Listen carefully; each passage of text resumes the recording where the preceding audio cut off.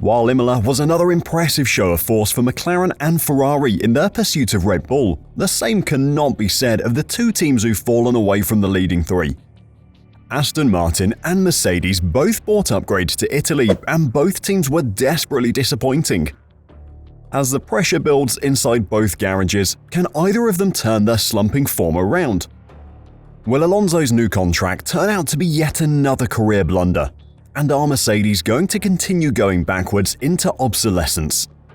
Today, I'll check out Imola's failed upgrades and the terrible impact it could have on both teams. So, let's get to it. Ferrari, Red Bull, Mercedes and Aston Martin all revealed upgraded cars for the Emilia-Romagna GP amid the intensifying fight at the front of Formula 1. With Imola staging the first European round of the season, a number of teams introduced their most significant round of updates of 2024 so far last weekend. Ferrari received significant hype before the race.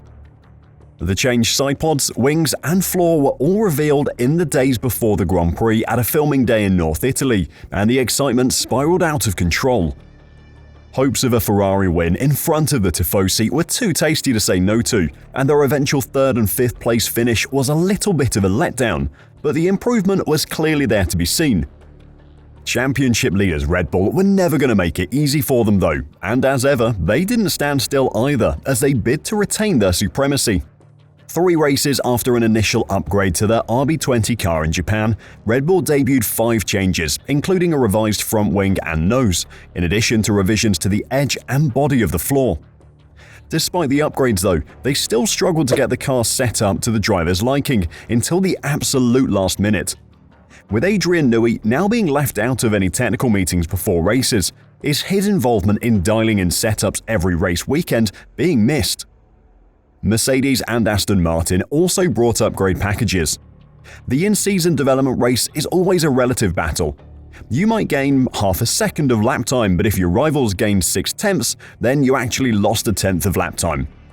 Both seem to lose out in that relative race to the front 3 teams, but in Aston Martin's case, it wasn't just a relative loss of performance which contributed to their terrible result in Imola. Since a 7th place finish in the Constructors' Championship in 2022, Aston Martin have flirted with the podium before consolidating a place at the front of the midfield. So far, they've generally been 5th fastest this season, some way behind 4th place team Mercedes, but with a big upgrade in Imola, they had hoped to close that gap.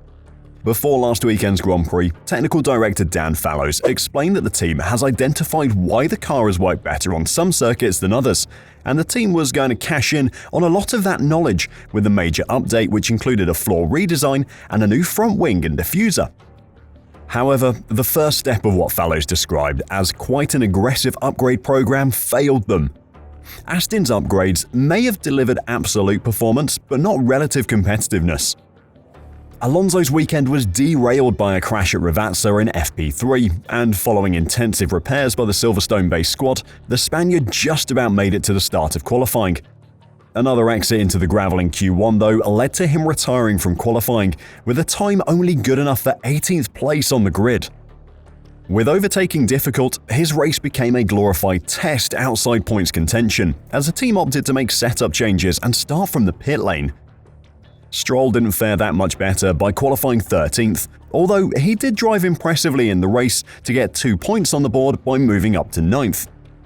Stroll's drive showed that the upgrades had added performance, but Alonso's rare double mistake also proved that the car might be becoming a bit of a beast to handle. Team principal Mike Crack said after the race, "We come away with 2 points. I think it was quite a good outcome. It shows that the car is still capable of doing things. But we've also seen that it is difficult to drive. We wanted to learn more. That's why we elected to start from the pit lane and make a change on the car to see if we can make it easier." After qualifying, Stroll pointed out that the Imola upgrade package was simply not enough to keep pace with its direct rivals. Aston is in danger of falling further behind the top 4, while also seeing RB making strides since Miami. It doesn't matter how much performance Aston Martin adds to their car, if it can't be driven to the limit of that performance, then it's all wasted development.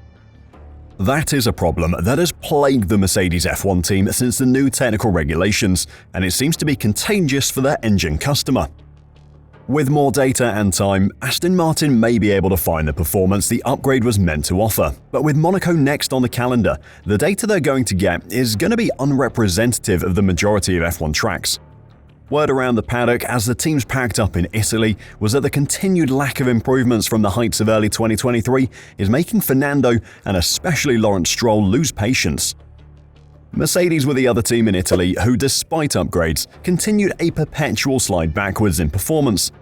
For the most part, the noises coming from Mercedes during this year's pre-season had been cautiously optimistic.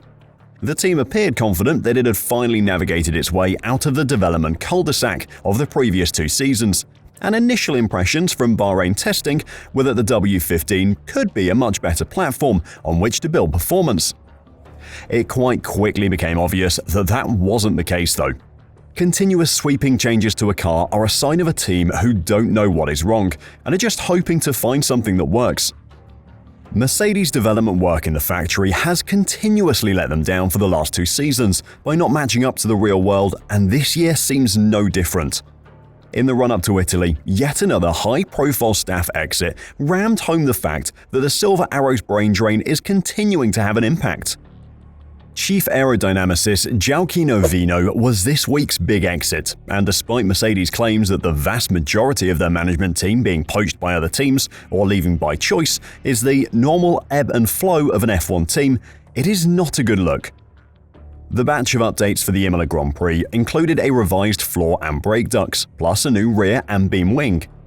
Mercedes boss Toto Wolff said after the race that he feels more confident his side are on the right development path after 2 frustrating seasons of underwhelming competitiveness.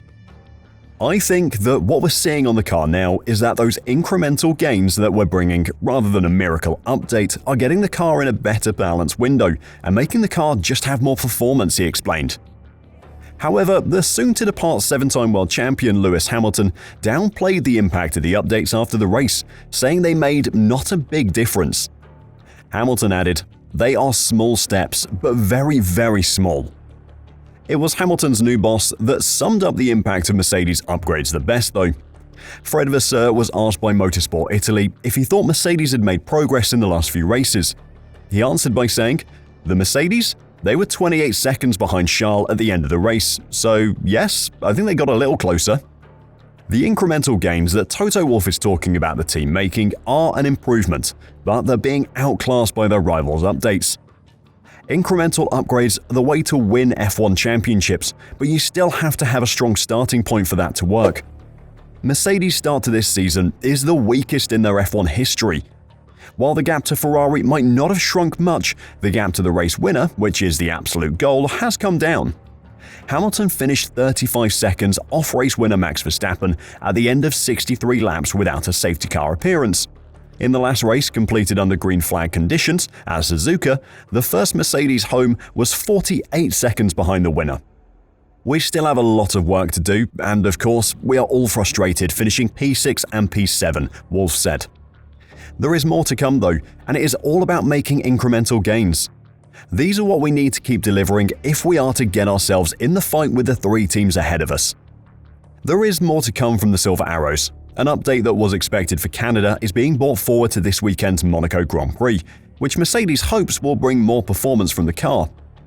The big question now though is, will it work, or will it close the performance window they found? And what about Aston Martin? Can they find some of that early 2023 form again? Let me know what you think in the comments down below, and until next time, drive safe and bye for now.